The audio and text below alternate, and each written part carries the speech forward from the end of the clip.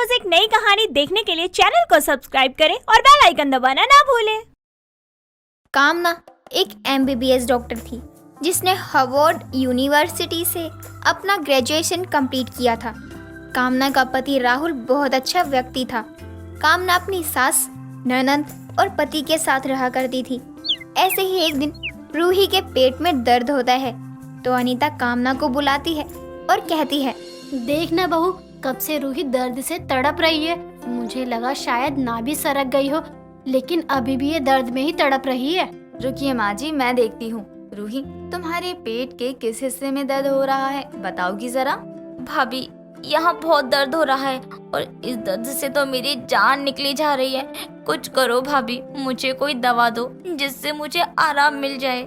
रूही, ऐसे कैसे दवा दे दूँ? पहले तुम मुझे अपनी बीमारी की वजह बताओ। तुमने कल कुछ ऐसा कुछ खाया तो नहीं था ना जिसके कारण तुम्हें गैस हो गई हो? हाँ भाभी, कल मैंने समोसे और कचौड़ी खाई थी, शायद उसी से मुझे गैस हो गई है। रुको, मैं तुम्हें एक इंजेक्शन लगा देती हूँ, उससे तुम बिल्कुल ठीक हो जाओगी। हाँ भाभी, जल्दी लगा दो क्योंकि ये दर्द मेरी जान लेकर मानेगा।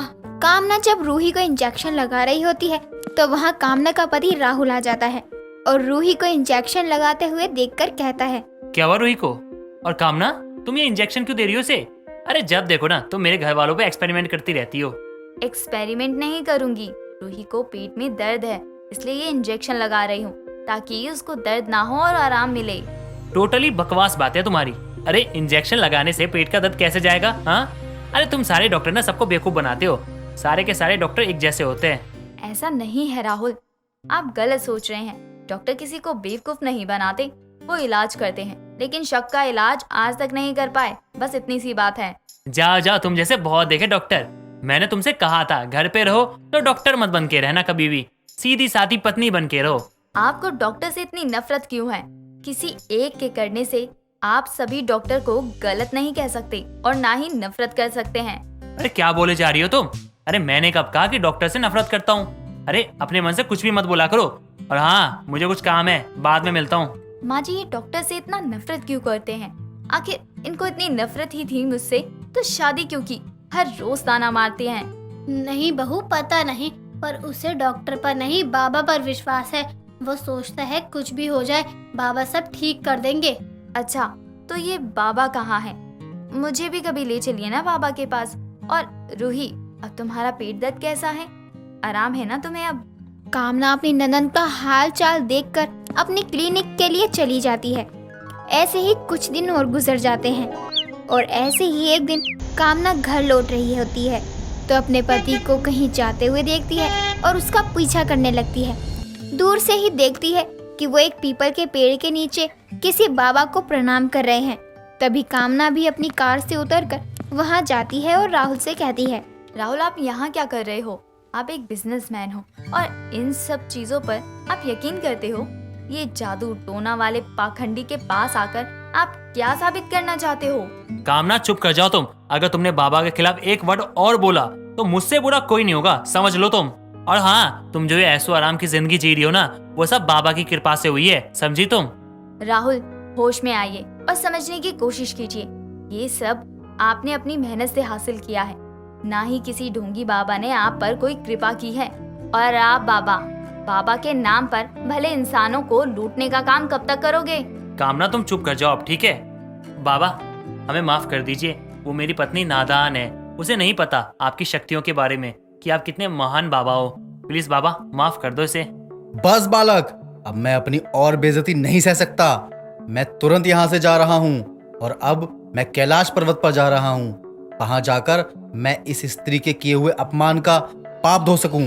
बस अब आप यहाँ से निकल जाएं, बहुत मेहरबानी होगी हम पे। और आप राहुल, इन सब चीजों से दूर रहिए। कामना, मेरा हाथ छोड़ो। अरे मैं कोई छोटा बच्चा हूँ जो तुम मुझे हाथ पकड़ के लेके जा रही हो? अरे खींच क्यों रही हो मुझे? मैंने कहा हाथ छोड़ो मेरा। अरे सभी लोग देख रहे हैं। मुझे कोई फर्क नहीं पड़ता कौन कैसे और क्यों देख रहा है। मुझे बस अपने पति से मतलब है, जो इन सब बाबा के चक्कर में अंधविश्वासी हो गए हैं। कामना अपने पति को लेकर अपने घर आ जाती है और अपनी सास अनीता को सारी सच्चाई बता देती है और अपनी सास अनीता को समझाने को कहती है। माँ जी, अब आप ही समझाइए इनको, मेरी एक नहीं सुन रहे हैं ये। बेटा तुम क्यों इन सब बाबा के चक्करों में फंसे हुए हो? तुमको इन सभी लोगों से दूर रहना चाहिए। माँ आप ये क्या कह रही है? अरे माँ, बाबा को सीधियाँ प्राप्त है। अरे मेरा बिजनेस ना डूबने वाला था और उस टाइम बाबा ने मेरी मदद की और आज देखिए हमारे पास सब कुछ है। सब बाबा की कृपा है। ठीक है, उनकी वजह से पहुंचा है, लेकिन मेहनत तो तूने ही की है ना, तो कैसे उस बाबा ने तेरी मदद की? माँ, जब मैं उनके पास गया और उन्होंने पूजा करवाई, उसके बाद मेरा बिजनेस बहुत ज्यादा चलने लग गया। तब जाकर ना मुझे उन पे यकीन हुआ। ये विश्वास नहीं अंधविश्वास है, जो कि बहुत गलत है। आपकी खुद की मेहनत है, ना कि उस पाखंडी बाबा की। हाँ, तुम्हें क्यों यकीन होगा? तुम खुद डॉक्टर हो और डॉक्टर अपने अलावा किसी और पे यकीन नहीं करता है। और अगर किसी पे यकीन है तो बताओ मुझे। बोलो, चुप क्यों हो? हमें ऊपर वाले पर भरोसा है और हम डॉक्टर्स जब किसी मरीज का इलाज करते हैं तो उस ऊपर वाले को याद करते हैं, ताकि वो और हम दोनों मिलकर उस मरीज को ठीक कर सकें। ओहो महान डॉक्टर, भगवान को तुमने कभी देखा है? वही तो। अरे भगवान को तुम नहीं जानती, मुझे भगवान पे पूरा यकीन है।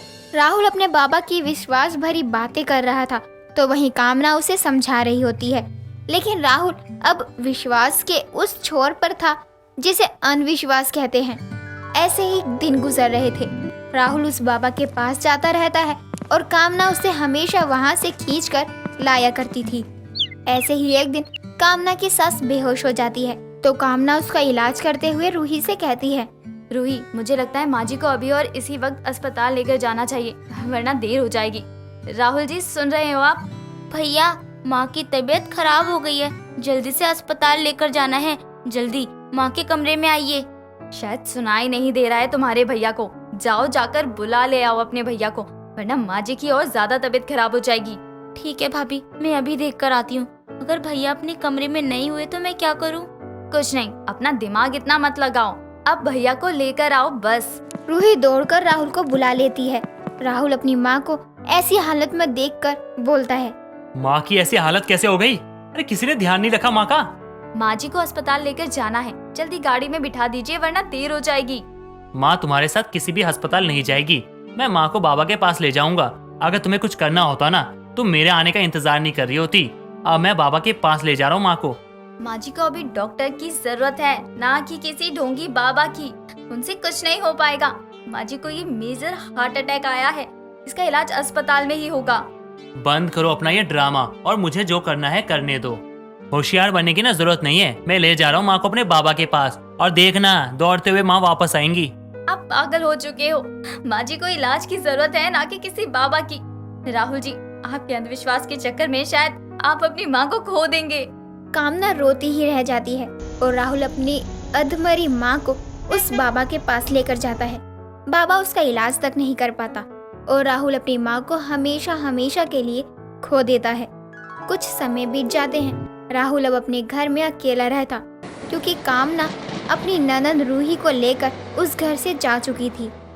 निकिता बहुत ही स्वादिष्ट आलू की सब्जी और पूरी बनाती थी और निकिता को पूरी सब्जी खाना भी बहुत अच्छा लगता था, इसीलिए वो थोड़े थोड़े दिनों में अपने घर में पूरी सब्जी बना दिया करती थी। ऐसे ही एक दिन निकिता ने पूरी सब्जी बनाई होती है, जिसके बाद वो अपनी माँ रेखा और बहन रिया को बुलाती है और बोलती है, आज कॉलेज की छुट्टी है और हम सब घर में साथ हैं, तो आज सभी लोग मेरी पसंद का खाना खाएंगे। इसमें कोई भी बहाने नहीं बना सकता, ठीक है ना रिया? वैसे भी दीदी, आपके आगे कोई बहाना बना भी ले तो कुछ नहीं हो सकता है। तू मुंह बना रही है, कभी तू भी अपने हाथ से कुछ बनाकर खिला दिया कर, या फिर हमेशा ही निकिता की बुराई करनी है। मुझे नहीं पसंद है दीदी की पूरी सब्जी, लेकिन दीदी हमेशा यही बनाती है और इनकी वजह से हम सबको पूरी सब्जी खानी पड़ती है। आप ये बोल रही हो कि मैं बोलूं भी ना? हाँ, तो तुझे कोई मना थोड़ी कर रहा है। मुझे तो आलू पूरी पसंद है, इसलिए मैं आलू पूरी ही बनाऊंगी। मुझे सब्जी पूरी नहीं पसंद है, तो मैं भी ये सब्जी पूरी नहीं खाने वाली। तो तू खाएगी क्या? तुझे खाना बनाना तो आता नहीं है और खाना मैं बना चुकी हूँ, सब्जी पूरी। तो अब तो तेरे पास यही ऑप्शन है कि खाना ना खाए या सब्जी पूरी ही खाए। ऐसे कैसे यही ऑप्शन है? मैं बाहर से मंगवा लूंगी खाना, तब तो ना मैं भूखी रहूंगी और ना ही आपकी सब्जी पूरी खानी पड़ेगी। हो गई ना खुश मेरा तीसरा ऑप्शन सुन के? माँ देख लो, एक तो मैं इससे बड़ी हूँ, थोड़ी भी तमीज से बात नहीं कर रही है हाँ तो आप भी तो नहीं सोच रही हो ना कि मैं आज अपनी छोटी बहन के लिए कुछ अलग बना दूं? जो आपका मन है, जो अच्छा लगता है वो बनाकर रख दिया। मुझे तो नहीं पसंद है ना। हाँ तो एक काम कर, अब तो पूरी सब्जी मत ही खा। मैंने बनाया है और मैं खा सकती हूँ। हर कोई मेरे हाथ की पूरी सब्जी की तारीफ करता है और तू है कि मुंह बना रही है। अरे अरे बस भी करो, मैं यही हूँ सामने। फिर भी तुम दोनों इतना लड़ाई झगड़ा कर रही हो। पूरी सब्जी ही तो है, खा लो दोनों।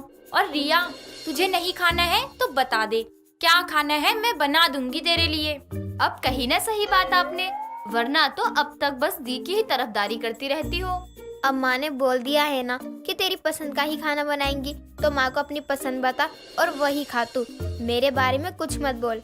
रिया को निकिता की बनाई पूरी सब्जी अच्छी तो लगती थी, लेकिन ज्यादातर रिया को यही खाने को मिलता था, इसीलिए वो सब्जी पूरी खा खा कर थक चुकी थी और इसी कारण से वो अपनी बहन से बहस करने लगती है।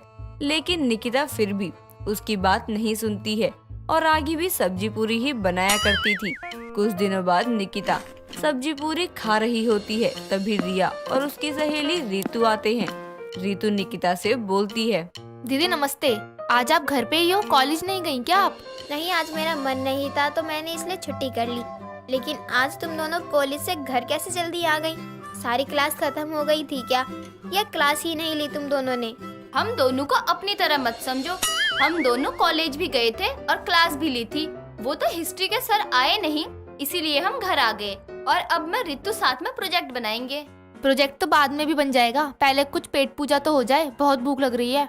तू यहीं रुक, मैं तेरे लिए कुछ खाने को लाती हूँ। नहीं, मैं तो निकिता दी की सब्जी पूरी ही खाने वाली हूँ। वैसे भी निकिता दी की पूरी सब्जी इतनी ज्यादा अच्छी होती है ना, मैं तो रोज ही यही खा सकती हूँ, वो भी बड़े मजे से। देखा तूने अपनी सहेली को, हर कोई मेरी बनाई सब्जी पूरी की तारीफ ही करता है, तेरी तरह नहीं कि कमी निकाले। हर कोई पागल भी तो हो सकता है ना, पता नहीं क्या ही पसंद है सबको ये सब्जी पूरी। अरे खाना ही है तो बर्गर पिज्जा ऐसा कुछ खाओ ना, सब्जी पूरी क्या है? तुझे नहीं खाना है तो कोई बोल नहीं रहा है खाने को, लेकिन यहाँ खड़ी होकर बुराई मत कर। हाँ दीदी सही बोल रही है, तू कमरे में जा, मैं सब्जी पूरी खाकर आती हूँ, फिर प्रोजेक्ट बनाना शुरू करते हैं। रीतू की बात सुनकर रिया अपने कमरे में चली जाती है। कई दिनों तक ऐसे ही चलता रहता है। निकिता है जिसका सब्जी पूरी से मन ही नहीं भरता, और रिया है कि उसे सब्जी पूरी अब पसंद ही नहीं आती है। कुछ दिनों बाद वापस से निकिता सब्जी पूरी ही बना देती है। ये देखकर रेखा बोलती है, निकिता, तूने आज भी पूरी सब्जी ही बना दी? अरे कभी कुछ और भी बना दिया करना। माँ, आपको तो पहले कोई प्रॉब्लम नहीं थी, जब से रिया बोलने लगी है तब से आप भी पूरी सब्जी खाने से मना करने लगी हो। मैं पूरी सब्जी खाने से मना नहीं कर रही हूँ, मैं तो बस इतना बोल रही हूँ कि रोज रोज मन नहीं करता है। नहीं माँ, ये तो आप गलत बोल रही हो। इतनी अच्छी बनाती हूँ मैं पूरी सब्जी, आपने आज से पहले कभी ये बात नहीं बोली, अब क्यों बोल रही हो? एक काम कर, तुझे पूरी सब्जी खाने और बनाने का इतना ही शौक है ना, तो रोड पर एक पूरी सब्जी का ठेला लगा ले। कम से कम इसी बहाने 4 पैसे तो आ ही जाएंगे ना घर में। वाह माँ, आप भी कभी कभी आइडिया बहुत अच्छा देती हो। अब तो मैं ठेला ही लगाऊंगी। अरे मैं मजाक कर रही थी और तूने सच मान लिया। अब कुछ दिनों तक ना घर में पूरी सब्जी बन नहीं जानी चाहिए। आज तो बन गई है, इसलिए खा ले रही हूँ। रेखा निकिता को बोल तो देती है, लेकिन निकिता अपनी माँ की बात सुनती ही कहाँ है। पूरी सब्जी के आगे वो फिर से वैसे ही हो जाती है और पूरी सब्जी फिर बनाने लग जाती है। ऐसे ही एक दिन रेखा रिया के पास जाती है और बोलती है, बेटा, मोहल्ले के सभी औरतें मिलकर जागरण करवा रही है और अगले दिन भंडारा भी है, तो उस दिन कॉलेज मत जाइयो। माता रानी का आशीर्वाद दोनों बच्चियों को मिलना चाहिए।